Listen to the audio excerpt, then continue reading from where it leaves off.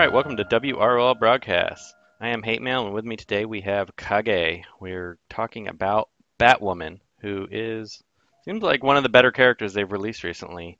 How are you liking her so far, Kage? I honestly, I don't know. I honestly regret taking her four first, or at least putting rings into her second ability. She's really cool, and what you can do with her is so cool. She can chain kills, and I can't do that because meta characters like Harley Quinn or Power Girl exist. Yeah, then we'll get into legendary order in just a minute, but I took her three first just because I wanted to see what the extra 2 damage per invisible teammate did. Because my first thought when I saw her was I wanted to run a Clayface team. Because with the Wonder Girls love tap and having Brainiac, I was like, well, I might be able to make her work. And it does work if you've seen the one video that I posted earlier in our channel. Um, it actually works pretty well, and I think that's because I didn't take her 4, which...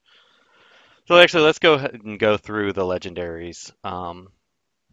And what we think about orders, because this is a very unusual circumstance where you may not want to take legendaries or you may not want to upgrade certain skills.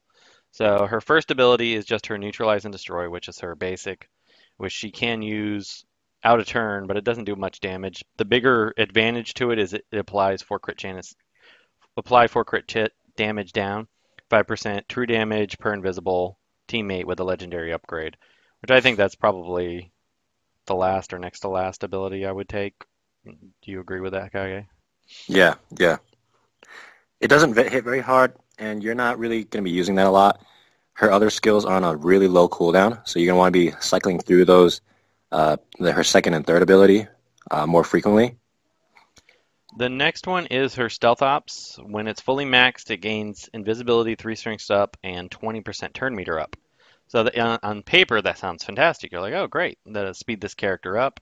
And then her legendary upgrade, double all effects of Stealth Ops if Batwoman is already invisible. So you could actually give her 6 strength up and 40% turn meter up with that legendary upgrade if she's already invisible. So if you're playing on a Clayface team, it makes her crazy fast. But even without that, she becomes extremely fast.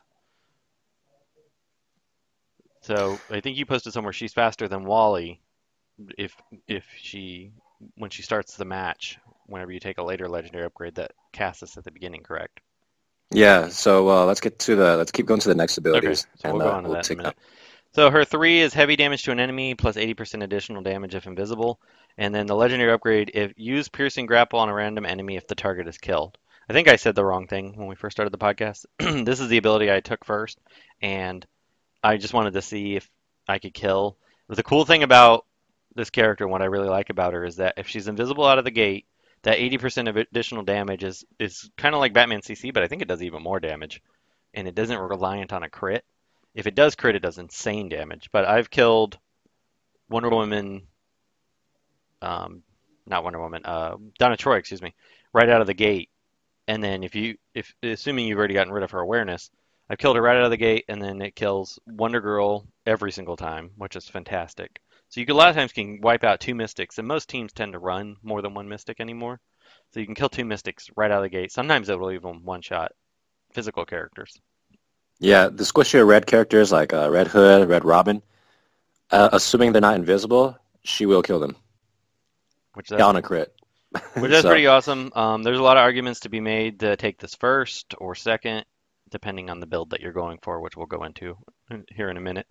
Her next ability is her passive, 40% chance to apply 4 crit jets down at the beginning of each enemy turn, which that's pretty useful ability because critical strikes from most characters can a lot of times wipe out other characters, so this really helps mitigate some of that damage. The legendary upgrade is use stealth ups at the start of battle, which there was a lot of people thinks this should be first, so let's kind of get into that now. The I didn't take it, you took it. A lot of people who did take it kind of regret taking it. And can you explain the logic behind that, Kage? yeah, so I had a friend who didn't have her geared, and we were running some experiments. I had him not take the speed gears on Batwoman, and then just throw on one ring into her stealth ops and take that legendary on the to use stealth ops at the beginning of the match. Now, even that 10% turn meter is enough to make her faster than Red Robin. Um, she has 117 speed at gear 11, so I don't know how that scales to the people in the lower ranks of PvP, but she at gear 11 ties with Wonder Girl on speed. Now, even 10% turn meter is going to be enough to make her outpace some of the faster reds in the game. And then if you keep adding rings, my Batwoman's only at 16% turn meter on stealth ops, and it she's already faster than Wally West. So Wow. that's how fast she is. And so because she's faster than my Purgers or anyone in the game, I cannot get around I cannot use her around Power Girl or Harley Quinn. I guess I can use her against Donna Troy, but then I'm the match is not very efficient. I was running her in the female Gen Blitz, and oh my god, it was a nightmare. I wanted to shoot myself because Power Girl, Donna Troy, Harley Quinn were on every team, and maybe that one in a million match where there was no starting taunter and there was just Wonder Woman DOJ taunting, I would just kill her right away. So, Now, how long does her, and I don't even know if I know the answer to this because I don't have this problem since I didn't take her for her invisibility, how many turns does that last off stealth ops? 2 turns. Okay, so that's at least, so you could use her basic. Since she is invisible, you're not going to get counterpunched by Power Girl or Harley Quinn. So you could use her Right. basic. It will speed up Harley Quinn, which kind of stinks. But you can use her basic on the first turn, which is kind of a waste, like you said, and then use her big hit on turn two Right. if you've And accidentally taken it. yeah, but the idea behind taking her 4 first is to enable her kit right away so she can use her big hit right away and start chaining kills. But she's obviously hard countered by any taunter. Now, what the only solution I figured out to get around this problem of bumping into Harley or Power Girl is to not even put rings into her too. Yeah, see, now I pre-ringed her, so Yeah, so you're stuck. So for you, you're stuck using her with Clayface if you want to kill Mystic turn 1, or right. at least yeah, if you don't want to bump into a Mystic or bumping into a turn 1 taunter. Yeah, and I mean, let's be real. There's like maybe two teams on your board that don't have one of the three taunters. Right. And So even it then, makes her a bit. if it's even if it's a non, not one of the three, in the rare cases you see Clayface or any of the other turn one taunters, um, you're gonna run into the same problem. Right. So because of this build, people are saying yeah, it's balanced, and I agree to an extent. But if you want a meta shifting character, she there's no choice but to make strong characters like this. Yeah, that kind of stinks because either you got to leave off her turn one ability, so you're just gonna cast it. I almost think I'd rather take it and cast her basic, just because there is a lot of Donna Troy teams, and at least you can get rid of the awareness. Yeah. Oh, and speaking of awareness, her counterattack actually procs a lot. Now, Oh, a whole if lot. you're yeah, if you're running against a Donna Troy team, it's great at stripping off awareness. I know that when a Well, character who's whenever it's fully geared out, it says its passive ability at the end of each enemy turn deal light damage to the attacker per ally hit. So all they do is hit you, and it's going to cast every single time. So you're oh always going to yeah, gain awareness, which that is actually an underrated ability when you if you you fight upgrade against it. payback, which is that's her final ability, and the legendary upgrade is gain one awareness always each time Batwoman gains invisibility on an ally's turn. So I mean, it does very little damage, but you're constantly attacking. So it is good at getting rid of awareness. Right. And if you're running against a Donna Troy team, I've seen, well, whenever you're running against DOJ and Donna Troy, uh, DOJ being the uh, buff gainer that she is, she's going to gain an awareness at the end of her turn. But because Batwoman counterattacks every time, DOJ is going to lose that awareness that she just gained. And that's pretty useful. I do like this character a lot. I think she is pretty well balanced. She's not overpowered. The problem that we run into is the same problem we've had for the last, seems like, decade, but at least, what, 8 months, 9 months, where there's a handful of characters in the game that are so much better than all the rest of the characters. I'm not calling for nerfs. I know people cry that I called for nerfs on Wonder Girl, and I do think the love tap that she got kind of opened up the game a teeny bit, but you still just kind of have the same 10 to 15 characters that are so much better than all the rest of the characters that the meta never changes, and we just always see, Harley Quinn, Majester, Power Girl, etc., etc. And it's not because, well, I guess you could say they're a little overpowered, but it's not necessarily that they need nerfs. It's that other characters need to be a little bit stronger, a little more useful. So Right, you don't just get a new character like this and then shelve them, which this character I think might see a little bit more play, but once again, we're not going to see any change in the meta. The meta is going to be exactly what it's always been. right. Uh, I really, it really sucks to have to review a character, but then have to grade them against other meta characters. Okay, how does this character perform against XYZ? Instead of, hey, can I clear a board with this character? Can I make usable team comps with this character? For comps for this character, speaking of which, she really, the two characters I think that fit best with her are Clayface or Mirror Master because they can enable invisibility. Otherwise, she kind of just slots into really any team. Um, Higher Gun Deadshot works well with her. Invisible Red Robin characters. works well with her. Red Robin works well with her. So, so she does fit into a pretty good variety of comps, and you really don't need an enabler necessarily, especially if you decide to take her four.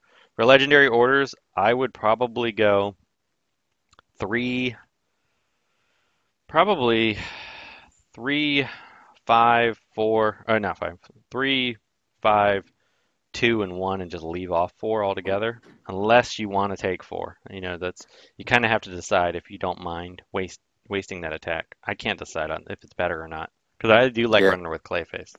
So Uh, I need to play with her more to be honest with you before I can decide. But this is kind of one of those ones you got to think about what team comps you tend to run the most before you gear her before you take legendaries on her. Take her three if you just want to play it safe, and then the rest of them you kind of have to decide. if you want to take her four first, then leave off the rings on two, Yeah, that would be a good suggestion.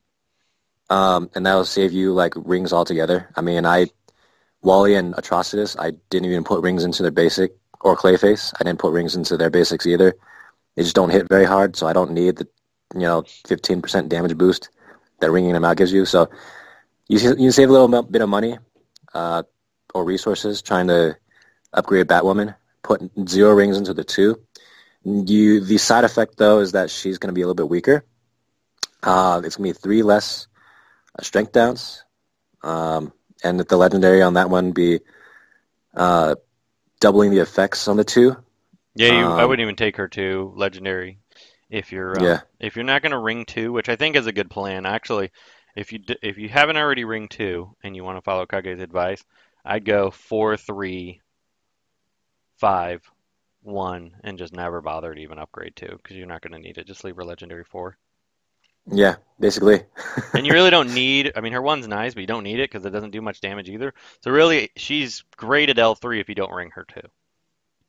Yeah, and most matches don't last like 2 or 3 turns anyway. So you'll be fine just taking those 3 upgrades and leaving off the rings on 1 and 2 altogether. Yep, I agree with that. That because I'm as if you all listen to some previous podcasts, I'm probably not going to take characters to Legendary 5 anymore unless they're like meta shifting worthy characters, just because I'm buying much less packs until we hopefully one day see new content worth spending heavy on again.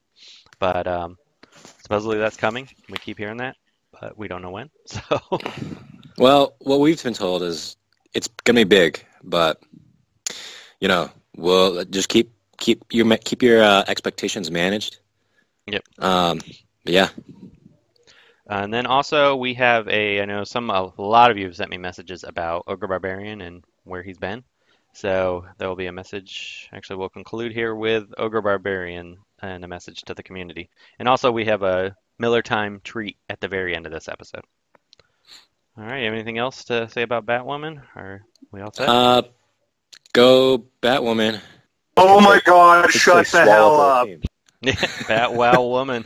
I really like her. I mean, she's fun. It's just there's a lot of teams you can't use her. Well, you could use her against teams. It's just she kind of feels awkward at times. But teams that like don't have like the one team you face that don't have MJ, Power Girl, or Donna Troy. Actually, even Donna Troy's okay. Just the other two. She rips through the team, which is awesome. Yeah, I mean, she's not essential, but she's great to have. That's how I see it. Yeah, she's a fun character. But once again, she's not a character. If you're looking for a character that's gonna help you beat the meta, she's not the one. But I will say as a bonus though, she can one-shot Donna Troy, Katana, Ares, Wonder Woman Pot. Yeah, she definitely shit brings the damage. So if you like the big damage, you'll be excited to have her. All right, guys. I got nothing else to say. You got anything? That's it. Here is OgreBarberian. Breaking news. Yes, the rumors are true that I have left DC Legends. Stay tuned to the next podcast, and I'll talk through it with the guys and about the reasoning and everything. But as always, enjoy and grind on. As I was going through Siege, which, I hate more than anything in the world, it's not new content. We need something new. WB, telling you guys, y'all gonna lose a bunch of people here soon, brother. But anyways, I've been a little under the weather, so if I sound kind of blah, just roll with the punches. But as I was going for a Wally West, or Iron Flash as they call him, somebody kept tracking me down. I'd get about 1,000 points ahead. I'd go to sleep, Wake up, somebody catching me. Well, guess what? I found that mother. I found you.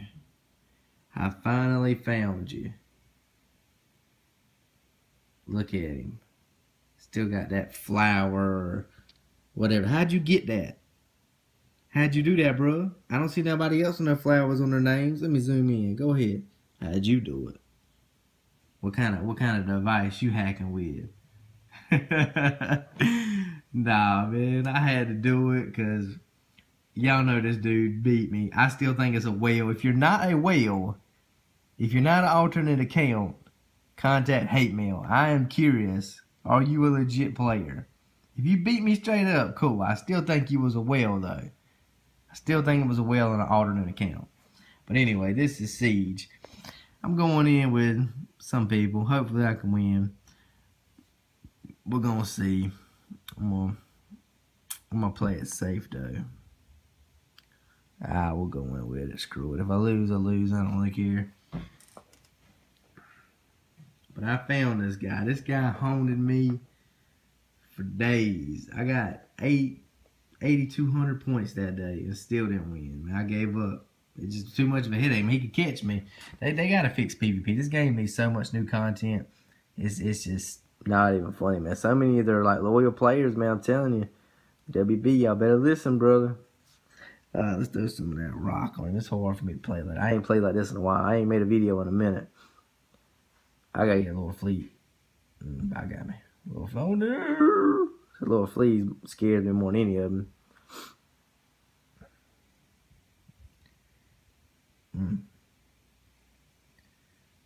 Alright, that's cool with it. Alright, let's see. Kazam!